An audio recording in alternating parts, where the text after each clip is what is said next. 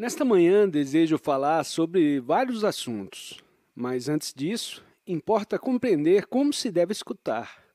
Com frequência tenho falado sobre escutar, e aqueles de vocês que estão ouvindo pela 10ª vez pensarão que estou a me repetir. Mas para mim, não há repetição nessas coisas. Se eu me achasse repetindo, isso seria terrivelmente entediante. Para mim, o que se está dizendo nunca é uma repetição. É algo que de novo se descobre de cada vez. É como a primavera. Temos visto muitas e muitas primaveras, mas cada primavera é diferente. Cada vez a folha nova tem como que uma cor diversa, uma delicadeza, um diferente movimento. Assim também, quando falo sobre essas coisas, isso de modo nenhum é repetição. De cada vez se descobre algo original totalmente novo. Pretendo, pois, falar sobre o escutar, porque me parece no escutar nenhum esforço existe. Só há esforço quando não se compreende bem a língua que se está falando, as palavras empregadas. Quando tenta escutar, seguir o que está dizendo o orador, quando tenta se concentrar nisso, aplicar-lhe toda a sua mente, e esse esforço te impede de escutar. O escutar supõe completa ausência de contradição interior.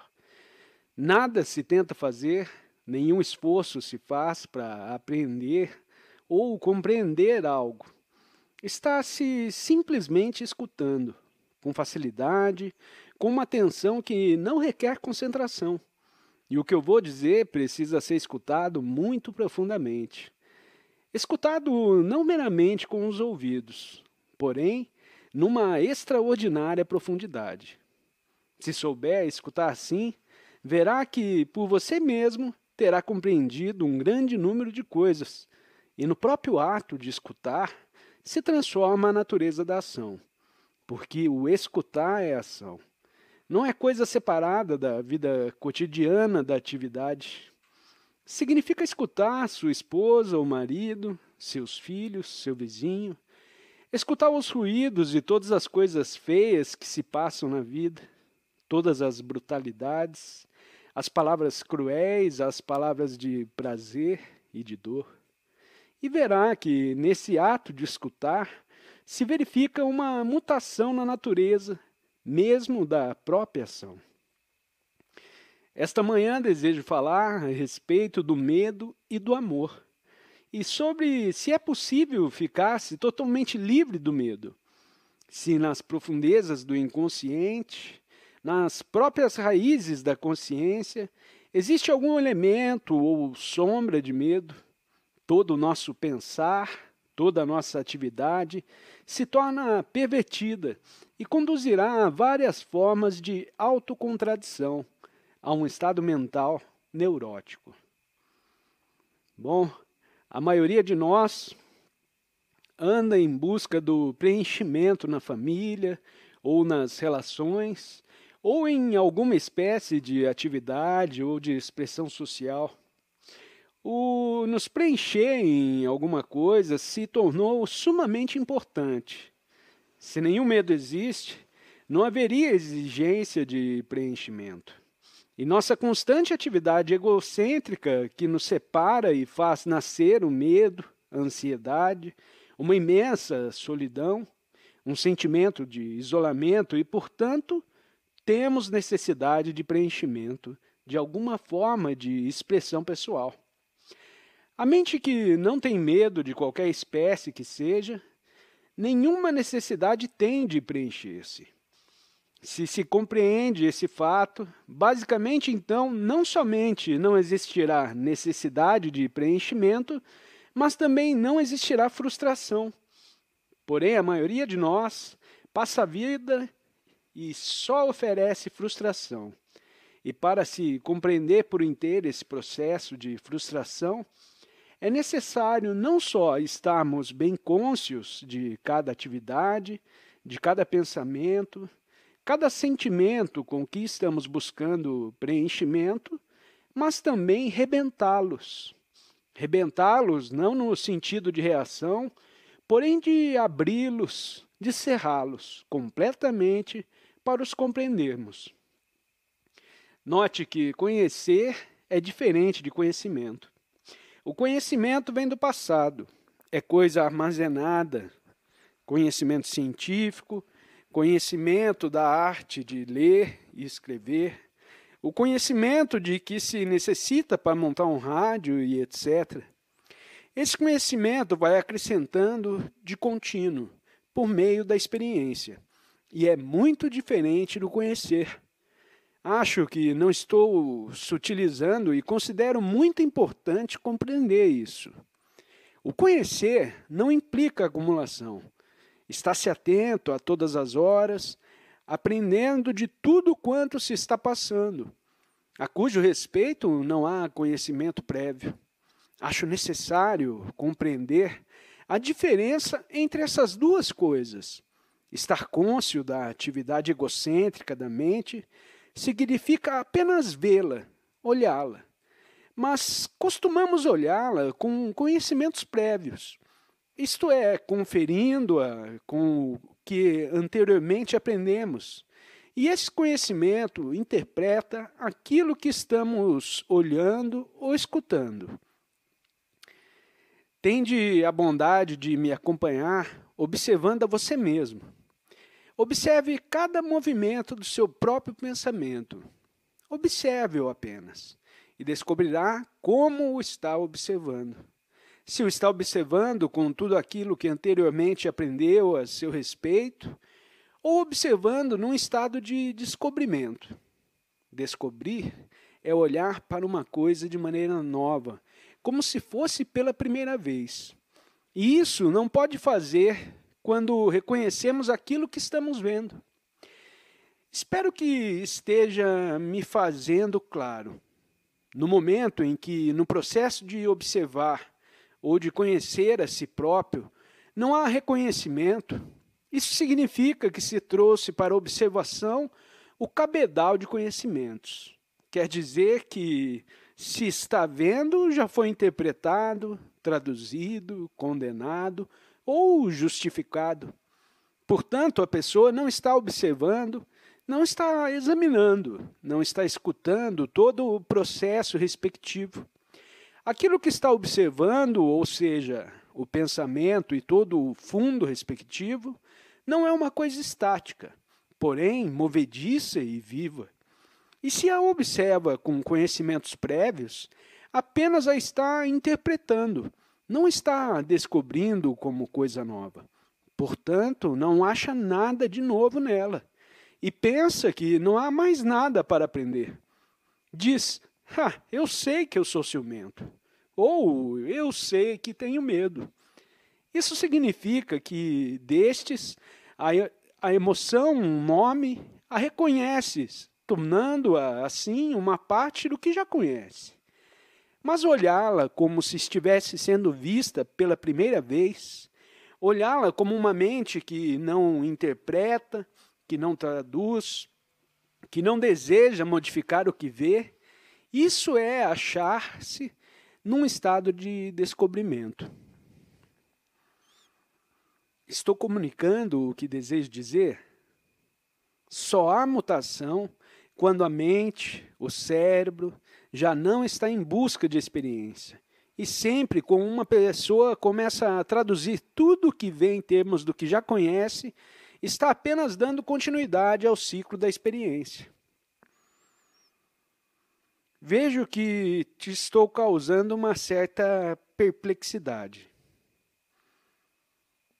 Existe essa entidade complexa chamada ego, com todas as suas agonias, seu sofrer, suas ânsias, seu desejo de preenchimento, de vir a ser, de domínio, de posição, de segurança, seu desejo de ser alguém, de expressar-se de diferentes maneiras. Esse ego se formou através de séculos por meio da estrutura psicológica da sociedade. Ele é produto de pressões, influências, propaganda, tradição. Com esse ego, vou olhando as coisas e, de acordo com ele, as traduzindo. Consequentemente, é muito natural pensar que nada existe de novo, uma vez que tudo está sendo contaminado pelo passado. Ora, a inocência é algo não contaminado, algo totalmente novo, fresco.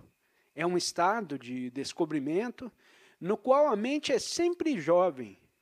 Para averiguar isso por você mesmo, não pode continuar a transportar essa carga do passado. O passado, de um modo ou de outro, tem de findar para que a mente possa descobrir aquela coisa nova, e ele deve chegar a seu fim, sem que seja necessário esforço, disciplina, controle ou repressão. O velho não pode achar o novo, porque tudo o que o velho experimenta é uma continuação do que é velho. Pode o velho passar por variadas modificações, mas tais mudanças constituem uma continuidade modificada da mesma coisa. Compreende o problema? Essa entidade, o ego, é produto do tempo, produto de 1 milhar de experiências, 1 milhar de contradições, batalhas, ansiedades, produto da culpa, sentimento de culpa, do sofrimento, da aflição, do prazer. É o resíduo do passado, com todos os seus temores e, portanto, nenhuma possibilidade tem de descobrir o novo. O novo não pode ser posto em palavras. É algo imensurável, uma energia sem causa, sem fim e sem começo. E para que a mente possa encontrar-se nesse estado de criação, o velho, o ego, deve findar. Mas como fazê-lo findar? As religiões organizadas ensinam que devem controlar-se, disciplinar-se, exercitar-se e aguardar a graça de Deus. Na Índia, na Ásia, na Europa, isso se expressa de diferentes maneiras, que afinal redundam todas na mesma coisa, que deve exercitar-se, controlar-se, ser bom, conhecer bem as práticas morais que nos ensinam e as respectivas sanções. Ensinam-nos a esperar, aguardar, contemplar, rezar e etc. Bem, tudo isso é para mim totalmente ilógico, irracional e sem significação. Porque, em primeiro lugar, a mente que se disciplina se está ajustando a um padrão, está imitando, restringindo sua própria atividade para ser ou vir a ser algo. Qual o soldado submetido à instrução, ele obedece implicitamente, imediatamente, e, portanto, não há liberdade. A disciplina também implica medo.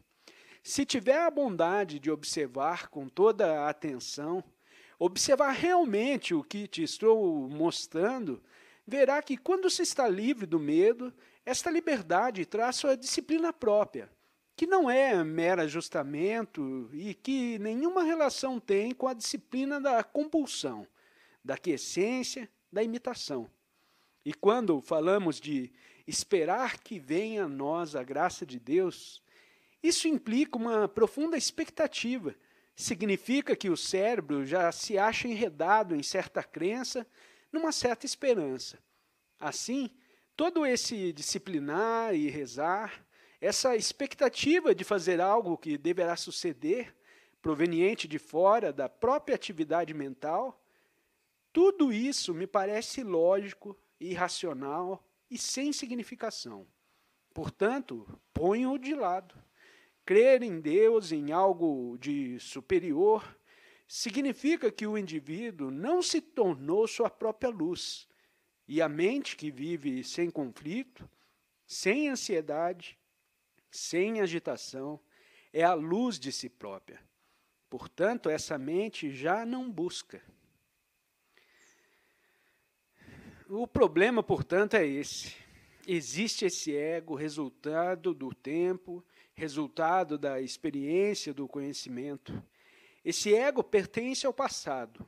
O passado que está em movimento através do presente e moldando o futuro.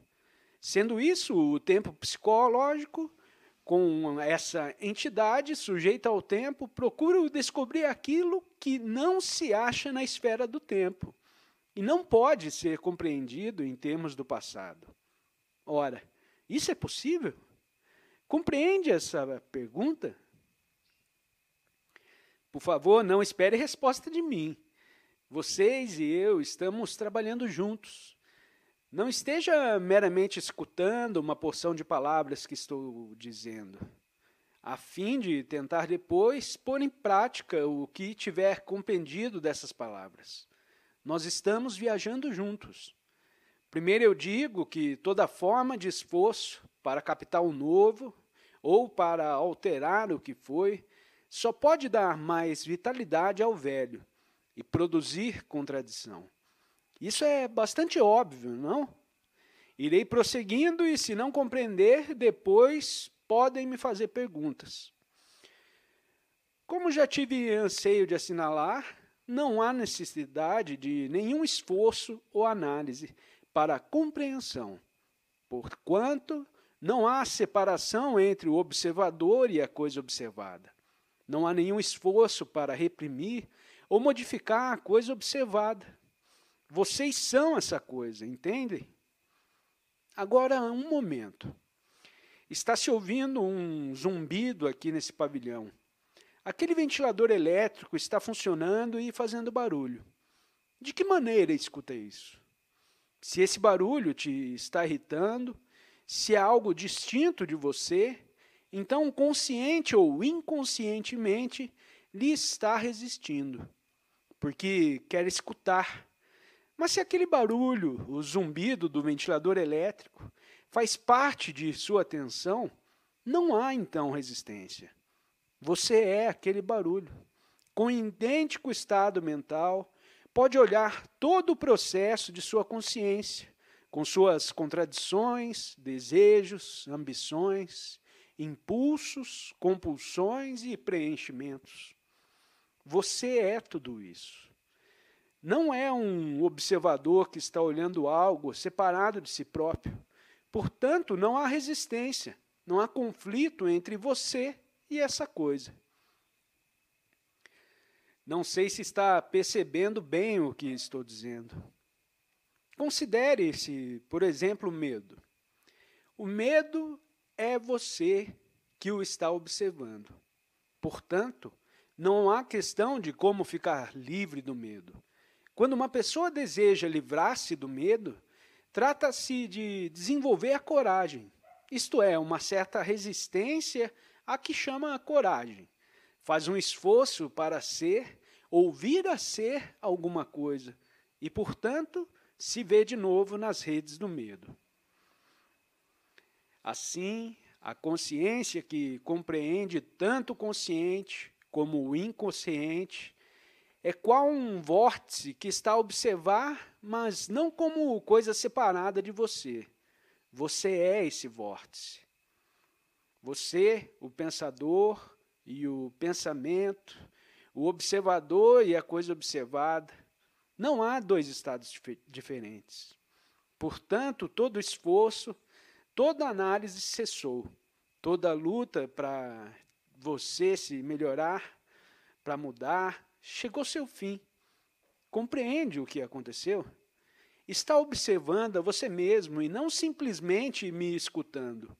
Sua mente, seu cérebro, que foi educado para condenar, justificar, resistir, esforçar-se para produzir uma mutação, desenvolver a coragem, etc. Seu cérebro, que foi condicionado para pensar em si mesmo, como observador separado da coisa observada, já não está fazendo esforço algum para ser ou fazer alguma coisa. Seu pensamento não está tentando dominar ou transformar a si próprio noutra coisa. Assim elimina toda a resistência. Portanto, já não há desejo de preenchimento e, portanto, já não há medo. Me refiro ao medo psicológico e não ao medo orgânico. As duas coisas se diferem, não é? Se não presto atenção, serei atropelado por um carro, cairei num precipício e etc. Por essa razão, preciso estar sempre vigilante, sumamente atento.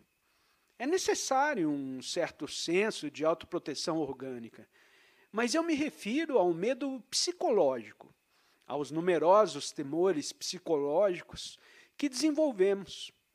Enquanto existia essa coisa chamada ego, com todas as suas futilidades, aspirações, intuições, todos os seus impulsos e compulsões e seu desejo de preenchimento, haverá inevitavelmente medo. E em tal estado é bem óbvio que não pode haver amor. Para a maioria de nós, o amor é um estado atormentado. Nos vemos atesanados pelo ciúme, a inveja, o apego, a aflição. Temos medo de ficar sós, de perder alguém, de não sermos amados. Sabe que passa por quantas coisas assim? Isso é o que chamamos amor, mas faz parte do medo.